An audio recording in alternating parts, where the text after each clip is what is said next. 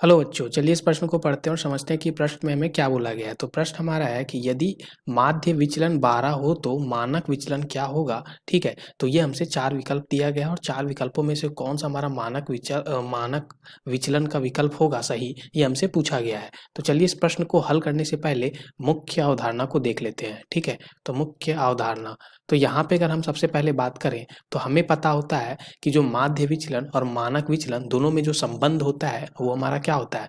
तो हमें पता है कि जो हमारा अगर यहाँ पे अगर हम देखें, ठीक है, तो मानक मानक विचलन, ठीक है, मानक विचलन, और यहाँ पे अगर हम देखें दोनों में संबंध माध्य विचलन में, ठीक है, तो माध्य विचलन, ठीक है, तो माध्य विचलन ये किसके बराबर, 4 गुने मानक विचलन जो होता है वो 5 गुने माध्य विचलन के बराबर होता है।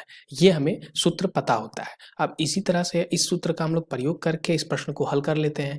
तो हमें यहाँ पे क्या दिया गया है, तो हमें दिया है, ठीक है, हमें दिया है, क्या दिया है, तो हमें दिया है माध्य विचलन। ठीक है, प्रश्न में हमें माध्य विचलन दे रखा है हमें प्रश्न में, जो कि हमारा क्या है, 12 है।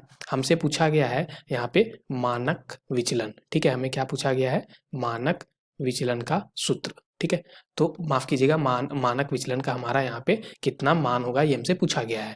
तो यहाँ से हम देखें तो 4 गुना मानक विचलन, ठीक है, तो मानक विचलन बराबर हमारा क्या हो जाएगा, तो 5 गुना माध्य विचलन। माध्य विचलन हमारा क्या है, माध्य विचलन हमारा 12 दिया गया है। ठीक है, तो यहाँ पे हम लिखेंगे 12। तो अब यहाँ से अगर हम देखें तो मानक विचलन जो है वो हमारा क्या बन जाएगा, तो मानक विचलन बराबर 5 गुना 12/4। ठीक है, तो यहाँ से हम देखें तो 4 दिया 12, यानी कि 5 गुना 3 आ गया, जो कि हमारा क्या हो जाएगा, 15 के बराबर। ठीक है, तो यहाँ से हम लिख सकते हैं कि जो मानक विचलन हमसे पूछा गया था, मानक विचलन, वो हमारा क्या आ जाएगा, 15 के बराबर।